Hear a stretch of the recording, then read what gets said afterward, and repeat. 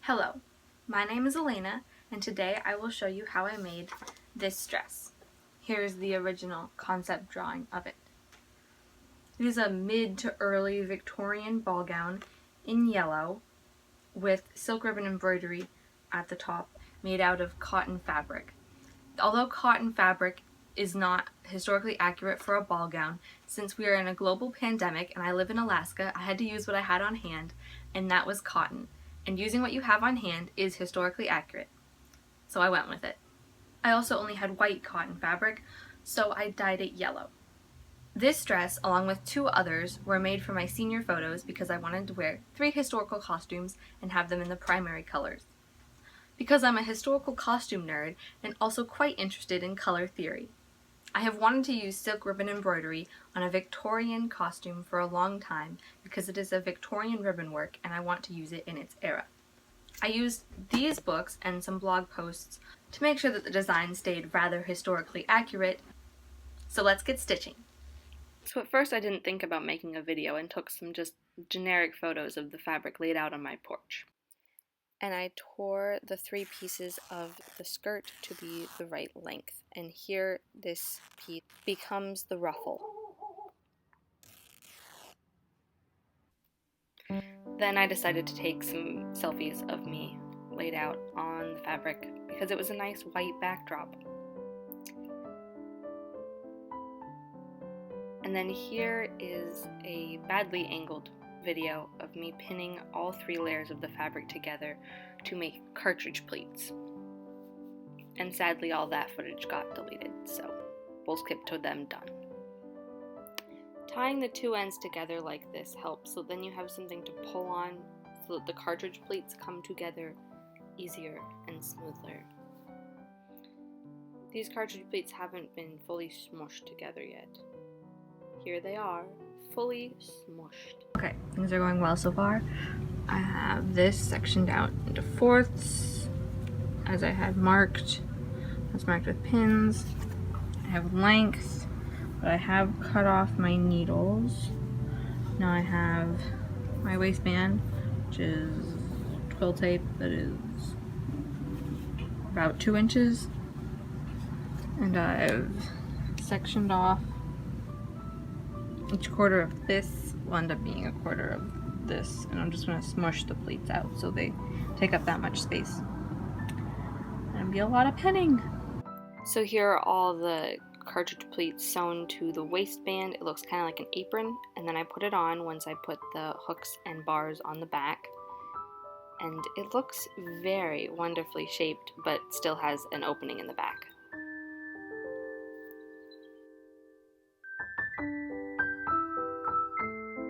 To fix the opening in the back, since I wanted a skirt, not an apron, I pinned the 3 skirts together and sewed them up.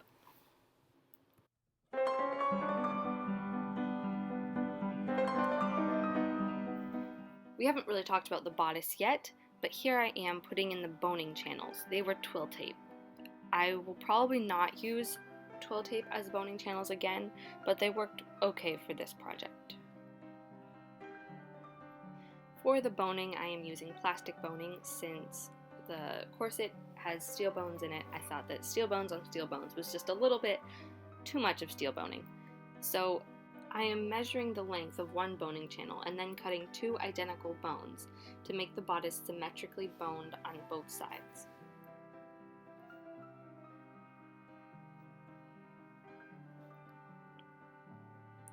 And now I will round the edges off at the ends of the bones. The smoother you can get the edges, the better, so that then they don't poke out of the channels or poke you and are easier to slide into the channels once they're ready to do that. I have found that filing the ends of the plastic boning is a good way to go, so that then you don't even have any little hooks.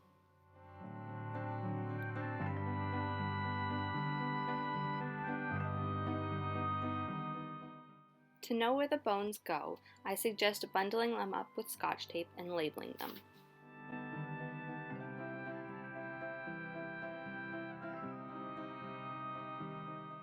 I went to the sewing machine and sewed up all the boning channels. And next, I'm going to attach this lining to the front of the bodice.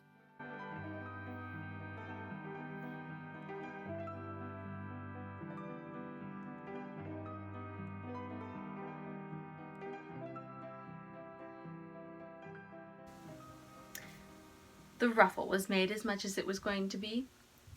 The bodice was gonna be made as much as it was gonna be. And the skirt was also made as much as it was gonna be before the dyeing. The first time will go by very quickly because the footage isn't that good. And then the second time I'll go into a little bit more detail about actually how to dye things.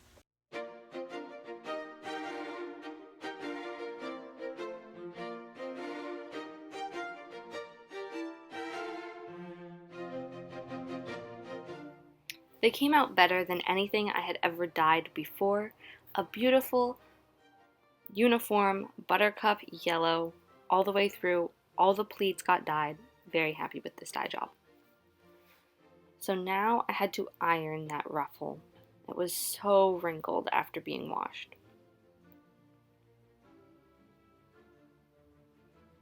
And I ironed it, and ironed it, and ironed it, and ironed it.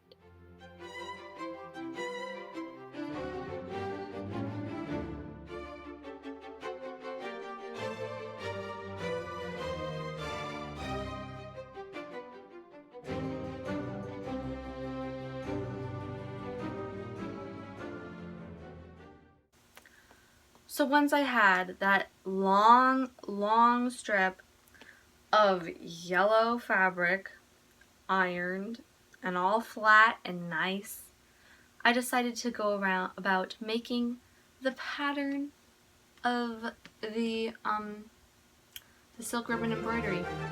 So this pattern was made on the back of some chemistry homework, and I started off by measuring out the width of the panel.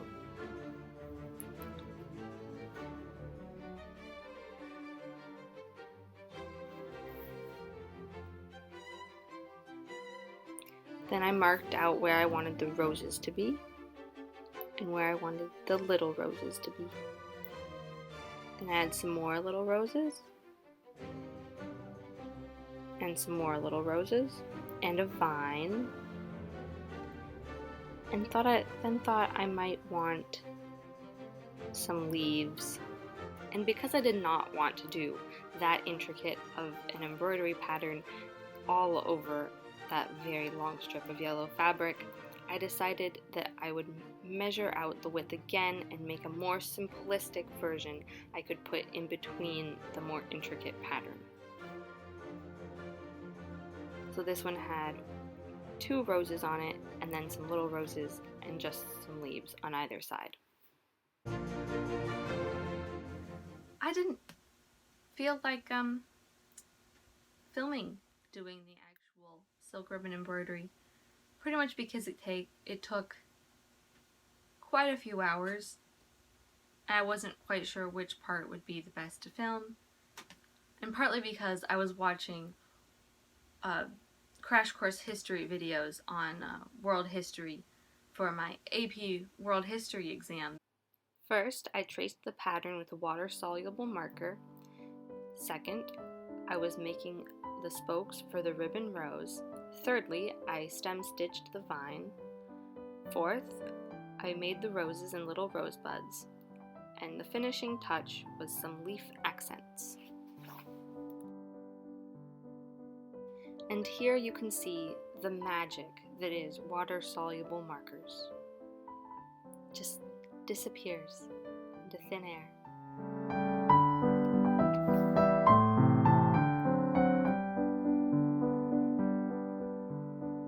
I finished the ruffle that's going to be at the top, and this is the silk ribbon embroidery. So I finished all of these little roses. Actually, I guess it goes this way. And I hand stitched the bottom down, so it's all finished, I guess, on the bottom. This one's one of my favorites, I think. or is my favorite. But it's not in the middle. Whatever. This one's in the middle. Not super happy with the leaves on the center rows, but it looks fine. These ones are super cute. Anyway, I'm happy with how this turned out.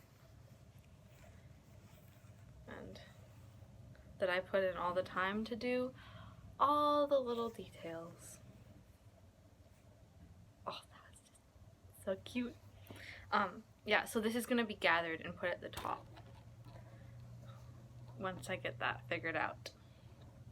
And I have bodice, and I've sort of got the placement, well, I have the placement of where the eyelets are gonna be, and I need to sew those. I got thread though. That matches pretty well. Nice.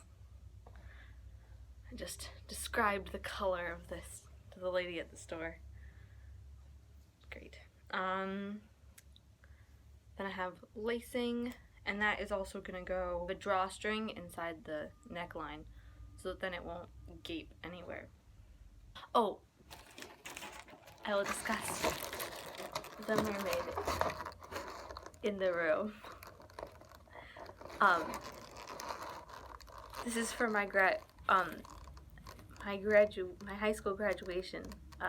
Is a parade. So we're decorating our cars. And this is a balloon I'm gonna have on my car. But I really like her.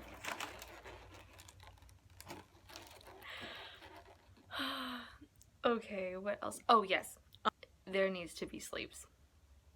That needs to happen, like just little poof sleeves. So I of course did not dye extra fabric, which is something that I really should have done. So I got more dye and more salt, non-iodized.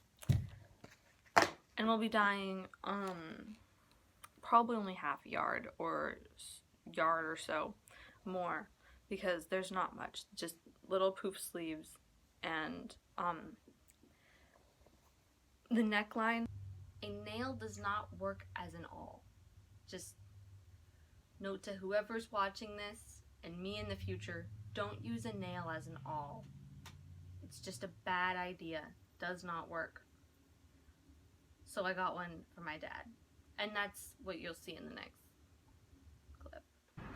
Look, I figured out how to put my phone in a tree to video myself walking down the path.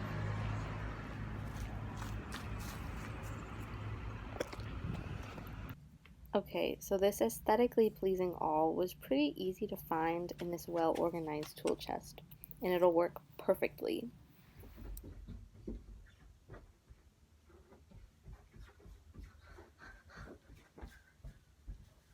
Hello. I'm going to show you what I have so far. I'm going to talk about what it is and what needs to happen next. See you in a bit.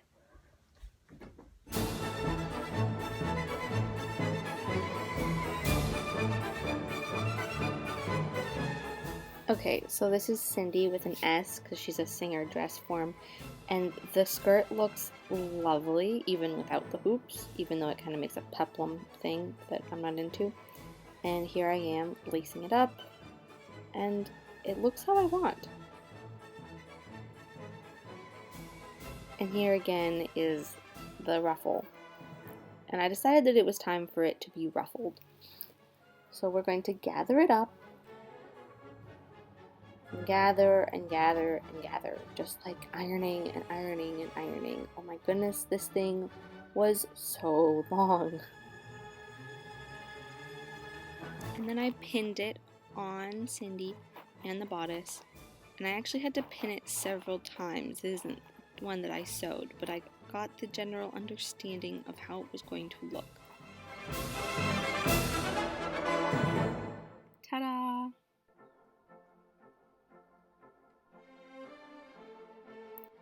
Ta-da!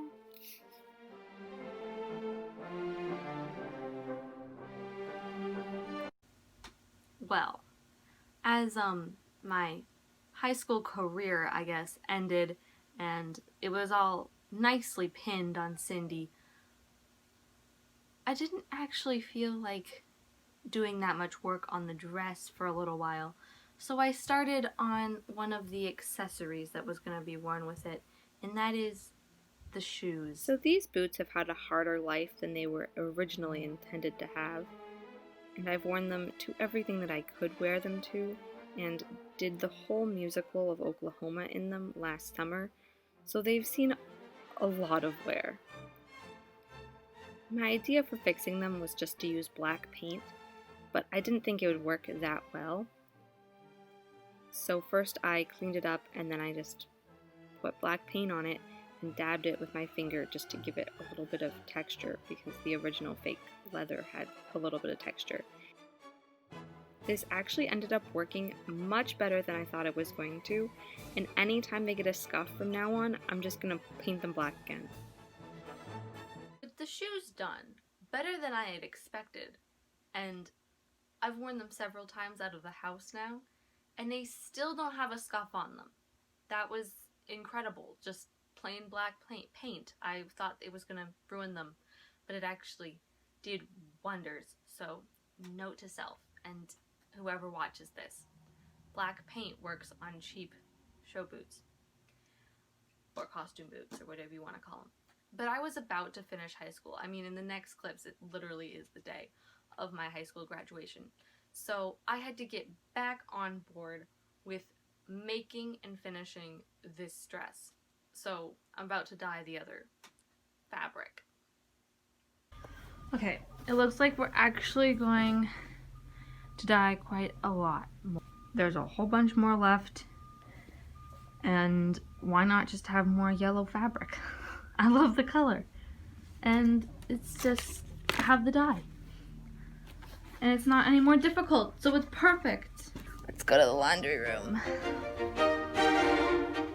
The dyeing process starts with a washing machine on warm heat and a large load. Then you get all the fabric that you want to dye wet before you start dyeing. And squish it out. And then add your salt. And you can use the back of the measuring cup as an opener if you need to. One whole cup.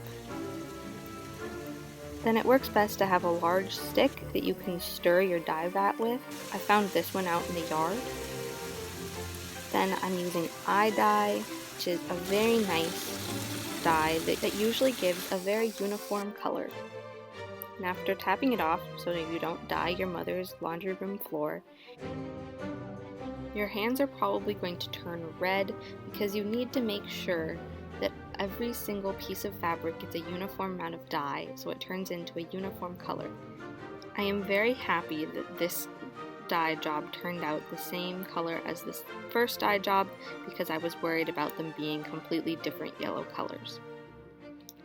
Next, I start on the sleeves. I'm just going to draw out a basic sleeve shape and then gather it down to the size that I want.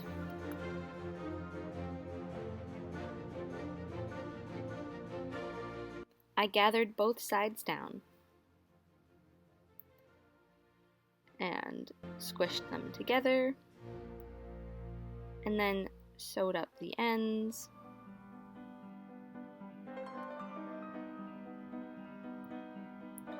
And then squished up more so it becomes a little yellow poof. After putting it on Cindy with the rest of the dress, I realized that I wanted it shorter and scrunched up even more. So I took it back to the cutting table and shortened it by about 3 to 4 inches. And after gathering it up again,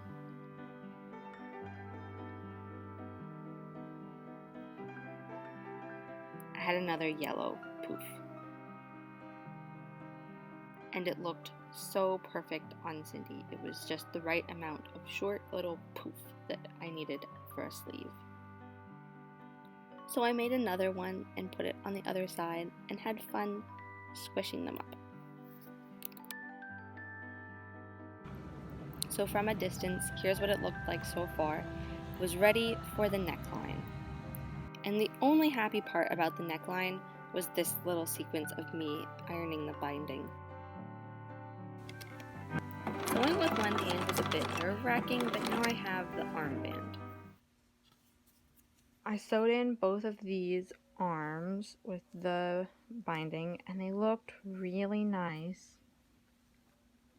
And I finished them off completely, except for that random string. But they did not fit. So then I tried cutting it at the top and having it like a drawstring. I wouldn't have this, but you know, like a bow, sort of. But that looked terrible. So now I have made new, like, you know, bands. And I'm going to take these ones off and sew these new ones on. And I have tested these ones several times in like all actions. So hopefully they will fit my arms where I want them to fit. Yeah, that was another thing. I think I took this measurement at a different place on my arm than where I actually wanted the sleeve to sit. So these ones should fit better. We'll see. And they look so much better the second time around. So much neater, and they fit. I put it on the pins, I know, but I did, and it fit nicely. And I took the care to put the ruffles not so much at the bottom, but at the top. Whole thing fits better, looks better. I'm glad I did it. Okay, I'm gonna try to talk over the noise, but we have some things going on down there. Anyway, so what we have, I finished the bodice. I'll show you. I love it. It's probably the most finished costume piece I think I've ever made. Like, costume piece that I wouldn't wear every day. Because usually I get sloppy at the end and I'm like, yeah, that works. Anyway, but now we're onto the skirt again. And this is bothering me because I decided that it might be too small for me, so then I let it out a full, like, 4 inches, which did not need to happen. I should have just stayed at that point and done all my, sewed on all my cartridge pleats, going from this being the end and that being the end and the middle being up there, you know. But no, I didn't. I gave extra room, and now I'm paying for it because it's driving me insane. And at first I was gonna take it all off and gather it up again because I still have not gotten rid of this. Skirts can be fuller in the back, and as several blog posts will say, that it's gonna be completely hidden underneath the bodice, the back of the bodice. You should not see what is going on at the waistband. I did also think about cutting this off, but I really need that extra, because it looks like it's only 4 inches, but it's at least 10, maybe 15 inches in reality. I'm also gonna sew another, well, there's already a bars here, but I'm gonna sew more hooks in, so then it really,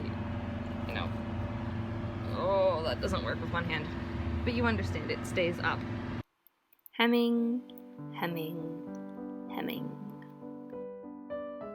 I decided that I was going to hem this by machine with a blind hem, which I did on all the choir dresses last year, but still, blind hems are nerve-wracking.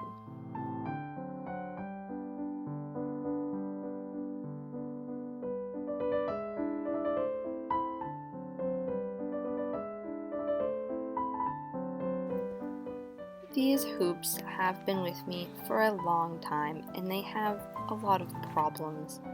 Hoops are coming out, and there's just a lot of threads hanging off of it, so I needed to stitch it up.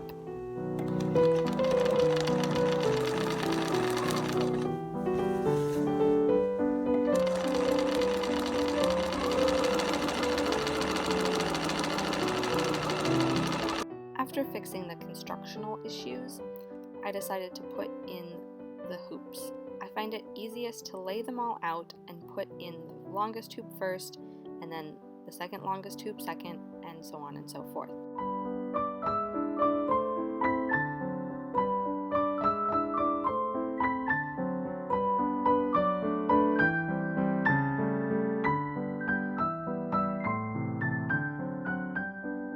If for some reason you run out of hoop connectors, you can use electrical tape to connect the hoops at the opening, and it works pretty well.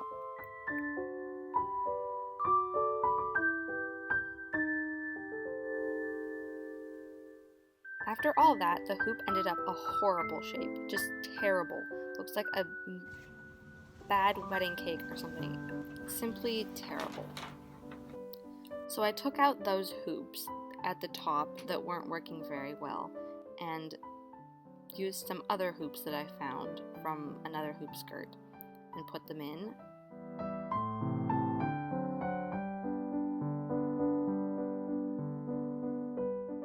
And it ended up a pretty perfect bell shape. It actually ended up being too big for the dress, so I had to take out some hoops and shorten it a bit, but it looks better than it has looked in the last 4 years. I would say this is a happy hoop skirt shape. They really just like being all flat. What's happening here is that I tried it on and the bodice doesn't fit very well. Instead of taking out the back and redoing it, I decided to sew a panel behind the lacing so that the laces could open about 2 inches, since that's the amount of room that I needed. This is what happens when you don't have your foundational garments done when you drape a bodice and don't put lining or boning into the mock-up. Right away after filming that first part, I sewed in the little rectangular panel into the lining so you couldn't see the seam from the front.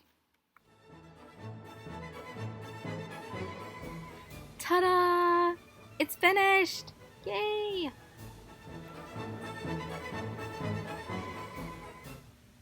This part here doesn't want to stay down very well, but it looks pretty good. It looks like the picture I made.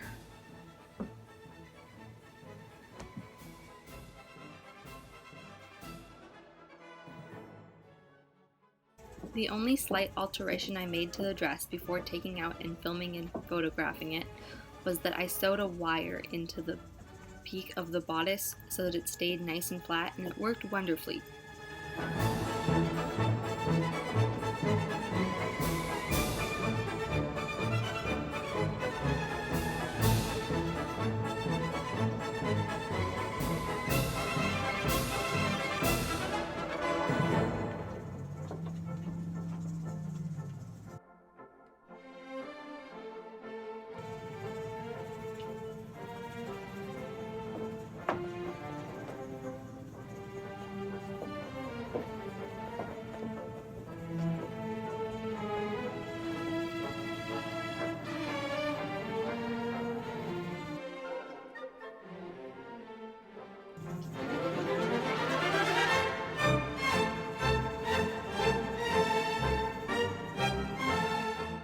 So my friends took some very lovely photos. I think that this dress speaks to the phrase, "make your own sunshine," both in its color and the way that it makes me feel when I have it on. It's just so fun and frivolous and flouncy to wear.